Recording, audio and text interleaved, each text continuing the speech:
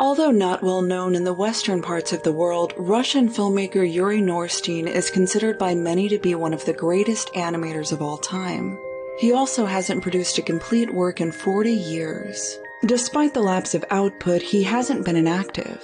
With the collaboration of his wife and fellow animator Francheska Yarbusova, the two have been working inside a small rental flat which they've renovated into a workshop after being fired from their animation studio, to adapt a feature-length film called The Overcoat, or as it's called in Russian, Shanyel. With both of them 80 years old, they have been working on this film for over half their lives, giving The Overcoat the record for longest production of any animated feature in history. The two work so closely and with such unified vision that they've been described as a single artist. Together, they set out on their daily task to draw, paint, cut out, and bring to life a stop-motion film of unprecedented detail, knowing all the while it will likely never be finished.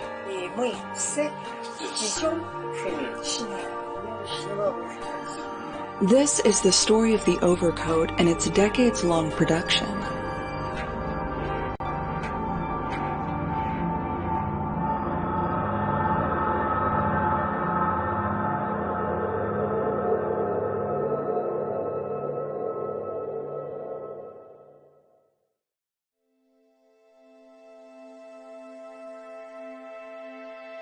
When Yuri and Francheska began production on The Overcoat in 1981, they didn't know they'd embarked on a project which would consume the remainder of their lives. "If I'd known how far it would take me," Yuri said decades later in a 2019 interview, "I wouldn't have touched it." They were celebrated artists in their creative prime, known mostly for short, abstract films of a cerebral and surreal quality unique in Russian animation. Their longest film to date has been their most recent, 1979's Skaza Skazak, clocking in at just under half an hour. But for The Overcoat, they're aiming for feature length, 65 minutes, more than double their longest film to date. Yuri assumes his normal role as writer, director, and animator. He relays to Francheska the character movements he wishes to capture, often by demonstrating the actions himself, and she sets out to create all of the film's visual assets, both background and foreground. "She has an ability which is absolutely unachievable for me," Yuri says of his wife, of turning an image into something that flies. For a single character, Francheska fills a drawer with nothing but eyes, laminated on celluloid, each expressing a different emotion. Another drawer is filled with hands in every conceivable pose, and another, single drops of rain meant to drip from the character's clothes. And of course, the film's titular overcoat, rendered countless times. Yuri carefully adjusts it all from frame to frame, creating the most delicate of gestures. He is known in animation circles as the Golden Snail for his intense attention to detail and glacial production pace most wouldn't dream of tolerating. The result is work of consummate quality, but the price they pay for it is time. And for The Overcoat, even the rest of their lives may not be enough. As the years progress, people from across the world come to preview the film that Yuri and Francheska have devoted themselves to making. Вот это мой Голливуд. Дело в том, что в Голливуде там огромные площади, и там декорации, все прочее. А у меня все вмещается вот здесь. When looking at their body of work, it's clear they've been ramping up to something big. Their style, which defined Russian stop-motion animation earlier in their career, has been evolving in complexity with each project. Each release has been more acclaimed than the last, but for much of their career they were not well-liked or trusted by the Soviet government, who had alienated them from their lifelines of support. They'd won many film awards such as the Los Angeles Olympics Arts Festival Prize for Greatest Animated Film of All Time, but they were not permitted to travel internationally in order to accept them. Soviet newspapers were discouraged from writing about them, hindering their popularity from growing to its natural height. In the moments they were offered help, often from other filmmakers, stubbornness, pride, or perhaps even self-sabotage led Yuri to refuse it. And so, arguably the most celebrated animators in Russian history have found themselves laboring alone on a film that will likely never see the light of day. So who are Yuri Norstein and Francheska Yarbusova, and how did they find themselves here?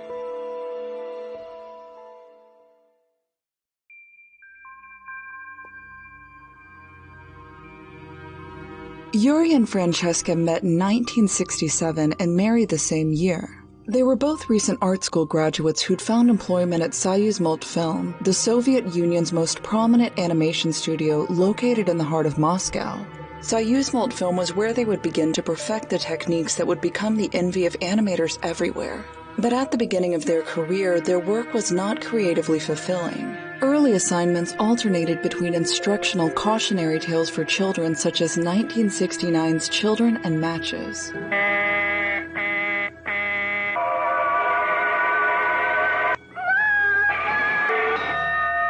And propagandistic films meant to glorify the Soviet Union.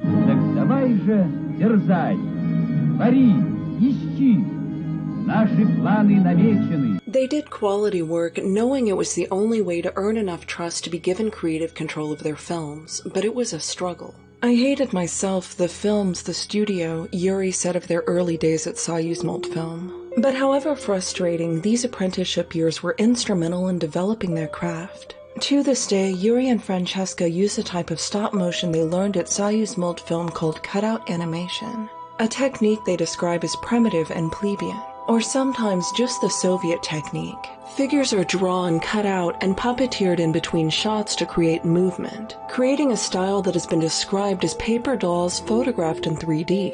Most animators at Soyuz-Multfilm use small hinges that would allow the characters' limbs and joints to be easily adjusted from one frame to the next. It was a convenient method, and more importantly for the studio, it was fast. But Yuri hated how unnatural it looked. As he began to gain confidence in his role at the studio, Yuri would shock his coworkers by ripping out the tiny hinges, insisting on a much more time-consuming method of redrawing and recutting the characters' hands, legs, and facial expressions, as many times and in as many poses as it took to look natural. Few artists at Soyuz-Multfilm had the stomach for this production technique, but Francheska was one of them. And once Yuri had enough experience under his belt to be given the helm for his films, he chose Francheska as his art director, and their legacy truly began. Уж я раздумал на тебя жениться. Иди туда, откуда пришла. Arguably, the first true preview of their collaborative potential came in 1974, with a short piece about two birds, a heron and a crane, and their struggle to find the right moment in their lives to pursue a relationship with one another. С голоду уморишь. И для чего я ему отказала? Compared to the other films Soyuz-Multfilm released that year, Heron and Crane was a visual and technical marvel. In fact, Yuri's animation fluidity and Francheska's vivid scenery made it one of the most impressive films to ever have come out of the studio. But their follow-up, 1975's Hedgehog in the Fog, an astonishing 10-minute film about a hedgehog who gets derailed from meeting up with a friend and drawn into a foggy underworld after glimpsing a white horse on the horizon,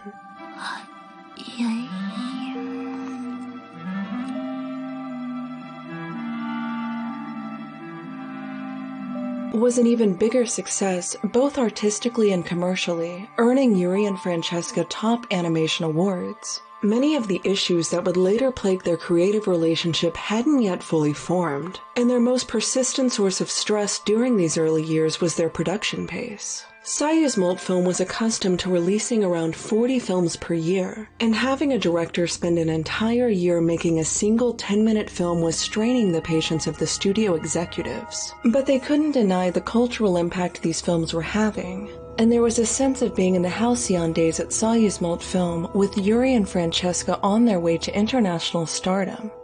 But there was a problem forming, and one that would persist throughout the remainder of their career. The morals of their films were ambiguous, and in the 20th century Soviet Union, ambiguity in the arts wasn't tolerated. At the time, it was said that the Soviet Union was entering a period of relative artistic tolerance. Coming out of the Stalin era, the country experienced a phase known as the thaw, in which censorship was more relaxed than it had ever been during the previous decades. But although artists were no longer arrested for producing work with questionable messages, free expression was still largely discouraged during the thaw. For much of Yuri and Francheska's career, the Soviet Union was dominated by a government-enforced artistic style known as socialist realism.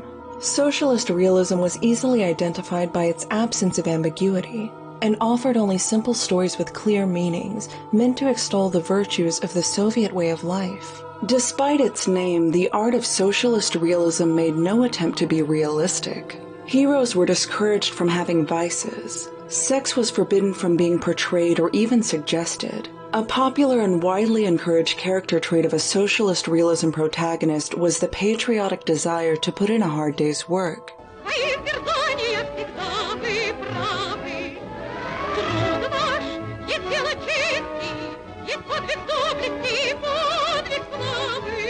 Literature was arguably the most scrutinized medium, and subversive novels during this time were written, quote, for the desk drawer, as the authors acknowledged they were unlikely to be published.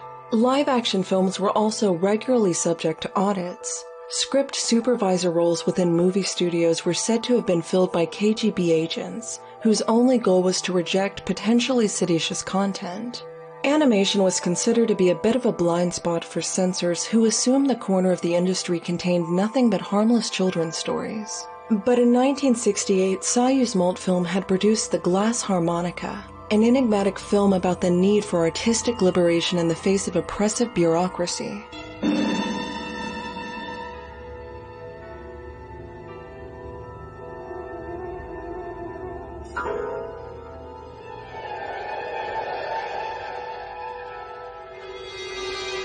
It was the first animated film to be banned in the Soviet Union, and a signal to artists everywhere that no medium was safe from the censors.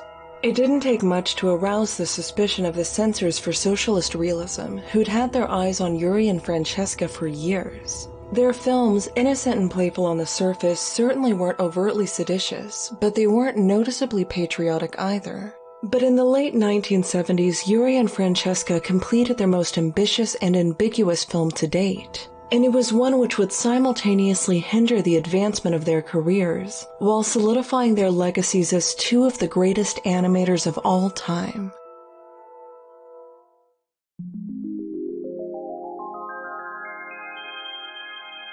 By the late 1970s, the distaste Yuri and Francheska felt toward the typical Soyuz Multfilm filmmaking style, and the socialist realism propaganda that drove it, had become their prime motivator for innovation. They set out to make something Yuri described as, quote, a protest against the animation of that time. They had 2 young children when work on the new film began, which drove them to reflect on their own childhoods, and their experience of everyday life in Moscow toward the end of World War II. You need a great talent to live in peacetime, Yuri said. For in wartime, everything is intense, everything is precisely defined, clear. Everyone knows what to do and how to live, but during peacetime it's easy in your everyday life to gradually lose your way. The film they made was titled Skaza Skazak, or as it's called in English, Tale of Tales, and those who have seen it more than 50 times claim it still retains its mystery. The film's setting would combine elements of Yuri and Francheska's childhoods. To the chagrin of the censors, it would not be a flattering portrayal. Yuri grew up in a communal flat called a kommunalka, which his family shared with several other families. Yuri, his parents, and older brother shared a bedroom, while the kitchen and bathroom were shared among everyone in the flat, families and strangers alike.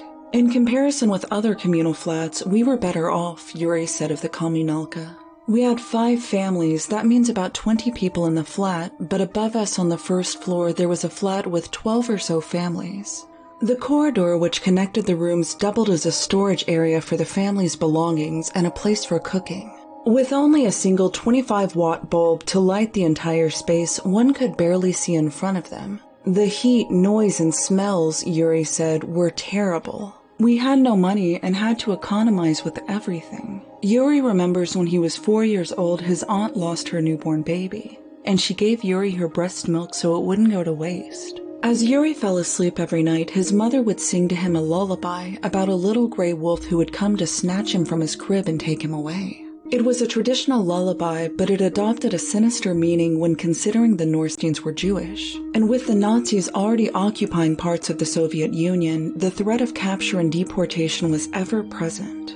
Despite it all, Yuri remembers feeling happiness. And one crucial question he hoped to answer with the film was, where did the happiness come from?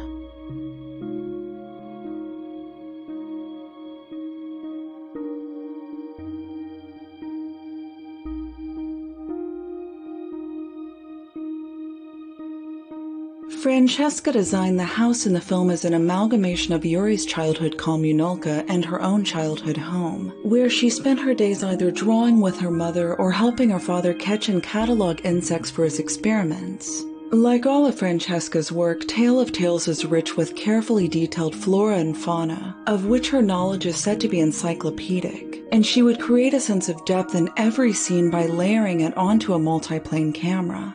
While most animators at Soyuz Multfilm were drawing their backgrounds onto a single 2D sheet, Yuri and Francheska would build their backgrounds using real physical distance. They'd place the sky, clouds, and trees lower on the multiplane, with assets in the foreground resting above, closer to the camera. Значит, здесь вот ярусы. Они двигаются. В данном случае здесь на каждом ярусе какие-то куски декорации для того, чтобы получить глубокий эффект глубокого кадра.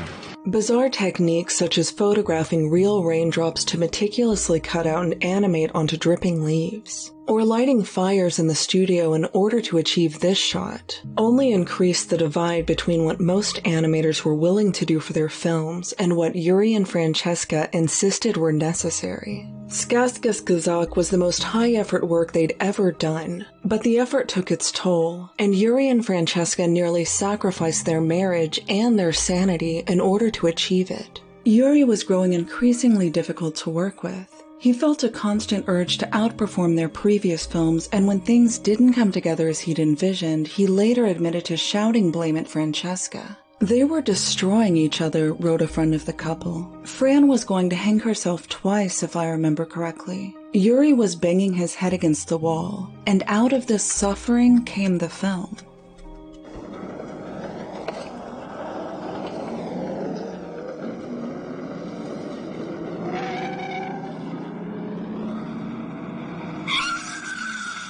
As per decree from the State Committee for Cinematography, filmmakers were not permitted to write the scripts for their own films unless they were a part of the appropriate writers' union, which Yuri and Francheska were not.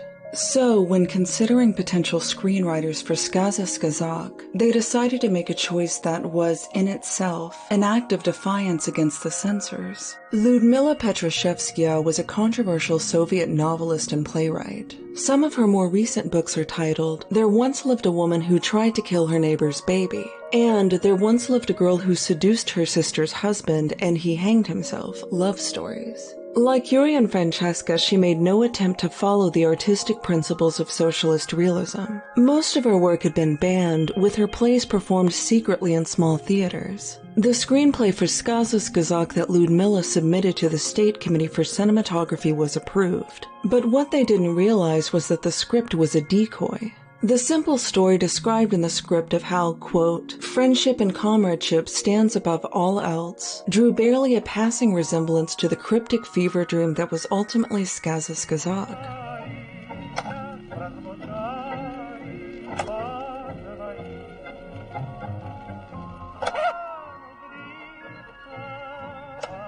Once the film was unveiled, Philip Yurmish, the chairman for the State Committee of Cinematography, was not impressed. He felt the film's ambiguity left room for dangerous interpretations that might be construed as a critique on the Soviet way of life. At Soyuz Multfilm, Yurmish said, they've produced something that does not correspond at all to the principles of socialist realism.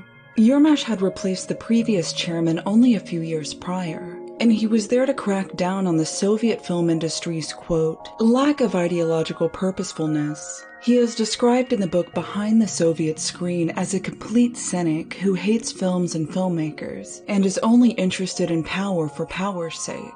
Yarbusova ordered a letter to be sent to Yuri with a list of significant edits he wanted to make to the film before release. But having Ludmilla at their side seemed to embolden Yuri in the face of the censors, and he refused. The studio had thought he'd scare me with that piece of paper because he himself lived by those rules, Yuri said. He was amazed and even frightened when I refused to change the film. Yarbusova was ready to issue a ban on the screening of Skaza Skazak, the first ban of a Soviet animated film since The Glass Harmonica over 10 years prior. But a secret alliance of filmmakers who opposed the censors was beginning to form, and they quickly lobbied for Yuri and Francheska to be awarded the USSR State Prize for their outstanding work in animation. And with big names such as celebrated animator Fedor Ketruk to vouch for them, the state prize was awarded. Если бы Юрию Norsteinu не дали государственную премию за его предыдущие фильмы, то «Сказка сказок» так и бы осталась запрещена до 1986 года. Я абсолютно в этом уверена, потому что ей ничего не светит. It would have appeared hypocritical for the state to ban the work of artists who'd just been awarded the prestigious state prize. And so, begrudgingly, Skaza Skazak was released to the public. Yuri and Francheska had won the fight, and after nearly 50 years of socialist realism in the Soviet Union, there was a sense that artists who banded together to rebel could potentially bring it to an end. But there were still ways for the censors to hinder artists who did not conform, and now Yuri and Francheska were a target. And what the two hadn't yet realized was that their biggest challenge lay ahead.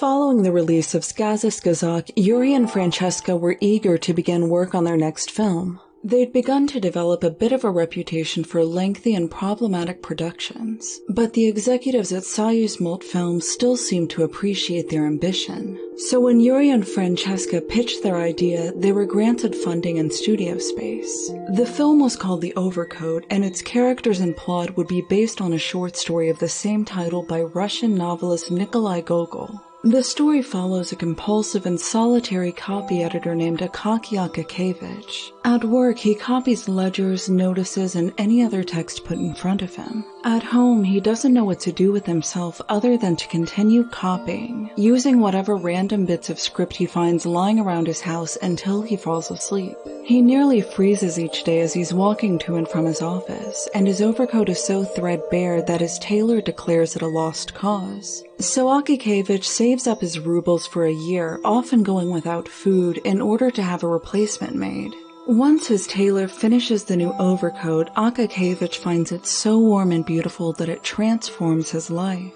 Published nearly a century before the beginning of socialist realism, The Overcoat offered neither a flattering nor patriotic portrayal of Soviet life. But it was considered a major part of the country's literary canon, and it had been adapted by Russian filmmakers before, so the idea wasn't met with much pushback from the censors. It was to be Yuri and Francheska's first feature-length film, and Soyuz Multfilm gave them 6 years to complete it. But their process had become fraught with creative disagreement. Skaza Skazak's production had nearly broken the two of them, and with The Overcoat, they would sink even deeper into the quagmire. The 6-year deadline would quickly seem almost laughable. Francheska worked with a sense of perfectionism, which became a source of contention. Yuri wanted her drawings to look half-finished, and he would encourage her to draw quickly, almost slapdash, so that the figures would contain a sense of spontaneity. "I'm always telling her not to draw perfectly finished pictures as if for an exhibition," Yuri said in a 1990 interview. "What we want is something that will develop further when it's on the screen. If there's no later development, the film will be dead." Здесь не нужно соблюдать такую математическую дистиллированную точность. Должен быть художественный хаос. Francheska questioned her role as Yuri's artistic director, saying in interviews that she was tortured by the thought of being the wrong artist. But they'd spent nearly their whole careers together, and it was clear that no one other than she could tolerate working with Yuri. Yuri's desire for spontaneity penetrated nearly every aspect of the filmmaking process. He'd asked Ludmilla to again join him as screenwriter, but her role was nominal as Yuri no longer seemed to even want to work from a script. With a script, Yuri said, you lose the most important thing, the immediacy of the poetry, the immediacy of the action. I think a film should be constantly changing. Yuri was trading scripting and planning for a sense of, quote, aliveness, which made key aspects of production like budgeting nearly impossible. And instead of inching closer to completion, Yuri and Francheska found themselves pushing the goalpost ever further away. But the work was stunning. No cutout animation had ever had such precision and fluidity of movement. Although previously disgusted by Soyuz Multfilm's over-reliance on hinges, Yuri and Francheska now saw fit to incorporate them, not as a shortcut, but as a way to mimic human dexterity. Значит, это еще? Да, это двигается. В каждой? Нет. Ну вот здесь есть. Вот здесь есть, вот здесь есть. Батюшка. And unlike their past films, which were vivid and rich in color, The Overcoat was to be illustrated in bleak grayscale. Meanwhile, the world outside of the Soviet Union was beginning to notice Сказка. When the Olympics Arts Festival was held in Los Angeles in 1984, a panel of judges voted it the best animated film of all time. «Сказка сказок» считается до сих пор лучшим фильмом всех времен и народов. American media was baffled that their Disney films didn't take home the top awards, and such classics as Snow White and the Seven Dwarfs had been beaten by a 30-minute Soviet cartoon that barely anyone had heard of. But for Yuri and Francheska, life didn't improve.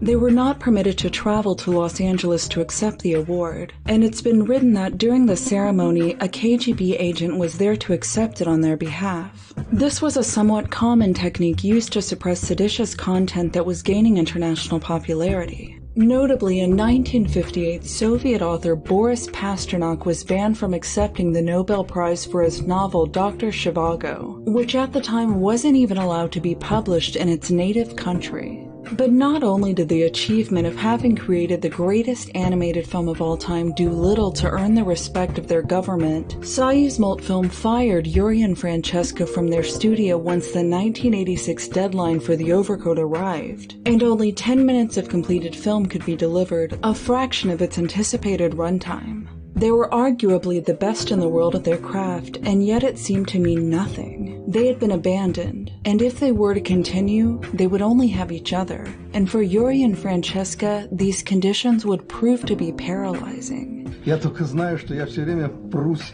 туда, где темная зона, и я не знаю, что меня там ждет. И почему я туда прусь? Ну, наверное, идиот, поэтому иду.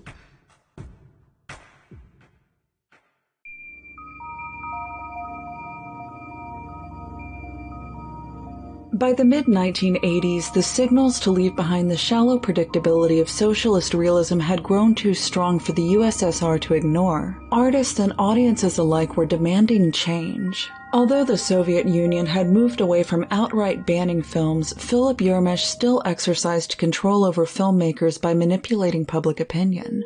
Film directors who remained in good standing with the State Committee for Cinematography were all but guaranteed positive reviews from film critics. Those not in good standing were targeted for heavy criticism, and film critics who failed to judge films by these designations were in danger of being fired on the grounds of, quote, ideological error.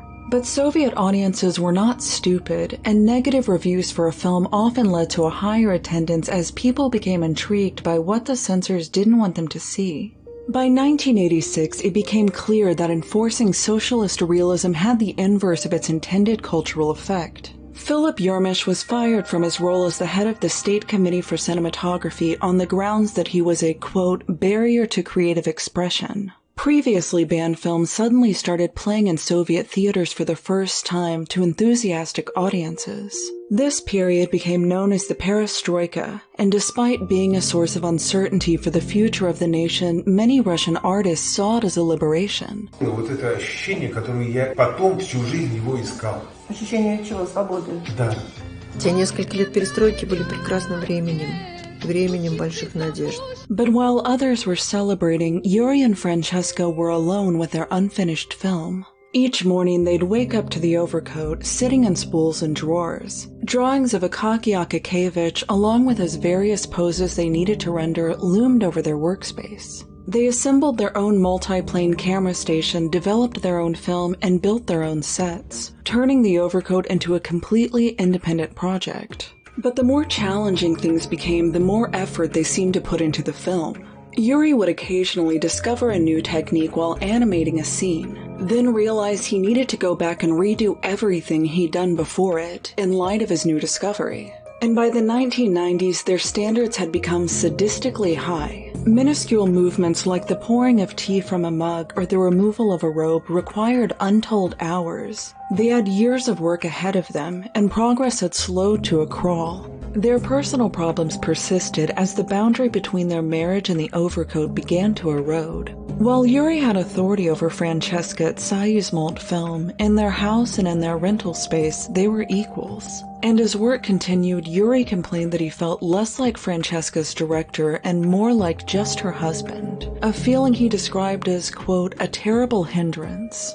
But the underlying issue was that the two of them were trying to make a film that would normally warrant an entire studio production. They were largely without help, aside from friends who would occasionally come over to help operate the multi-plane camera, which required an additional set of hands. But funding was a constant source of anxiety, as more often than not, Yuri and Francheska had none. The perestroika had liberated artist creativity, but it also restructured how subsidies were distributed among the Soviet Union's disciplines. Filmmakers, especially ones without a studio, were left to fend for themselves. Other Soviet animators took jobs abroad, and many early 90s American cartoons were directed by Russians who'd relocated after the perestroika. Yuri and Francheska were given similar opportunities, with North American studios eager to finance their work on the Overcoat if they were willing to relocate, but they refused to leave. Their reasoning wasn't based on a sentimentality for their birthplace of Moscow,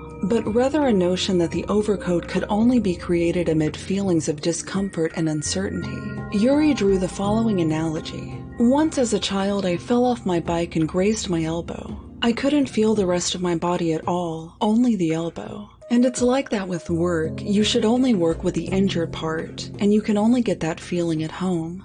Yuri seemed to subscribe to a belief that suffering somehow purified their art, and if things were made too easy, the work would lose something. This asceticism seemed to penetrate nearly all aspects of their process. Yuri, for example, refuses to use a computer to assist in any stage of their production, with the only explanation being that the idea of it makes him sick. Почему я не пользуюсь компьютером? Сейчас же все на компьютере делают, все.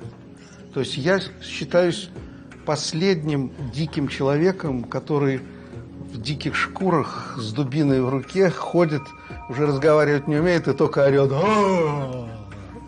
Вот кто я сегодня. They would continue, quote, without computers, without everything. To help with funding, they opened their workshop for weekly tours, where they would sell prints and postcards of their artwork, but this hardly covered their expenses. So they would take commissioned work, such as this 30-second sugar commercial.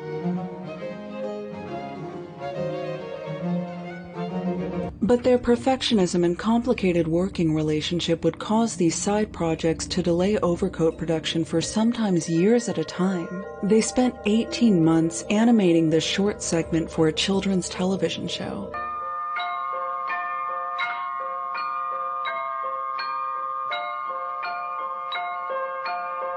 And this 2-minute-long piece for a Japanese compilation called Winter Days took them nearly a year to complete.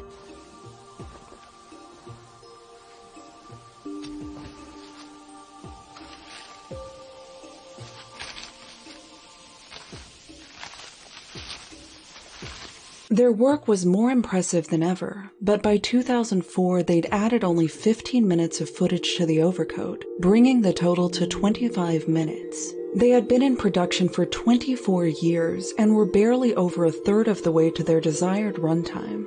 Their name still inspired reverence in their fellow animators, and Nick Park of Wallace and Gromit fame offered the two of them funding, but Yuri would only accept a box of light bulbs. It's reported that financiers will regularly visit their studios and offer them the money they need to complete the film. But Yuri gained a reputation for literally running from the conversation and hiding in the other room.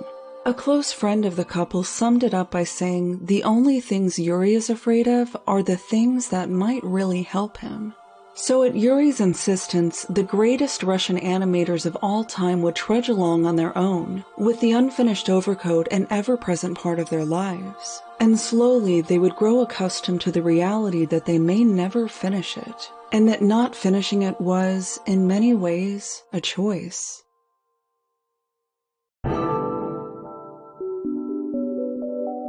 When Yuri said that uncomfortable conditions were necessary for the creation of the Overcoat, it's worth considering that he was referring to the sense of tragedy and unfairness present in the original text. During the second half of the story, Akaki Akakevich attends a company party where his new overcoat has made him the center of attention. But on his way home, he's mugged and his overcoat stolen. He pleads with authorities to help him recover it, but nobody will help him. Without the overcoat, Akakevich is back to being no one. Now, once again vulnerable to the cold, Akakevich soon catches fever and dies, and his ghost haunts the streets of St. Petersburg, snatching overcoats from any who pass him by.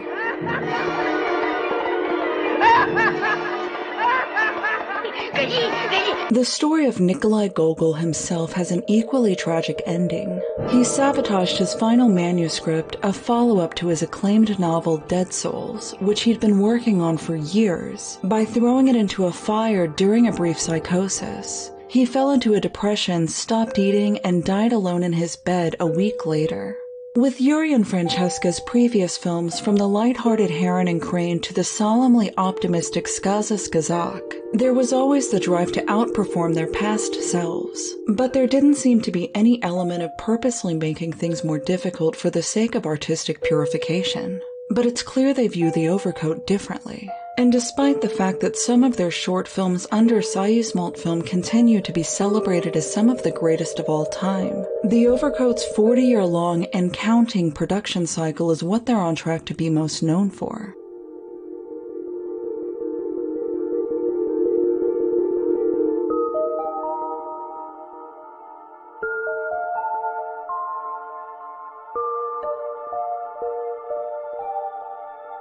A common criticism of their legacy is that Yuri tends to get the bulk of recognition for their work. With Yuri holding the title of film director, the fact that Francheska's contribution is equally important is often overlooked. Some argue that this is due to Francheska being a shy, private person who rarely gives interviews or public appearances, who perhaps even prefers her husband to be the face of their films. Francheska is a mystery to me, Yuri said of his wife. The more I get to know her, the less I know. But as time passes, Francheska has become a larger part of the conversation. It's impossible to ignore the artist who hand draws and hand paints every object that appears in their films. And when the 2018 President's Prize for the field of literature and art was awarded, it was Francheska alone who received it. Yuri, by contrast, appears to enjoy the fame, and the available interviews and lectures he's given seem to number in the hundreds. But there's still a sense that the two of them never quite achieved the public attention that their work deserves. They became popular in Japan after filmmaker Hayao Miyazaki spoke out in admiration for their work. But aside from Russians who grew up with Tale of Tales and Hedgehog in the Fog as part of their childhood, not many are familiar with the two of them. It's likely that the censors of socialist realism, who suppressed their popularity both locally and internationally, are in part to blame. But it's mostly due to their never having finished a feature-length film. As historically significant as their contribution to the field of animation has been, there's the nagging feeling that it's incomplete.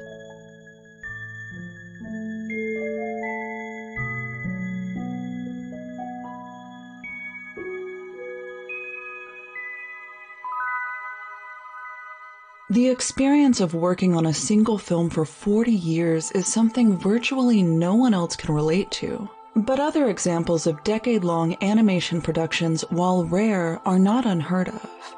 A Hungarian film titled The Tragedy of Man, which chronicles the entire rise and fall of humanity, began production in 1983 and didn't see a release until 2011.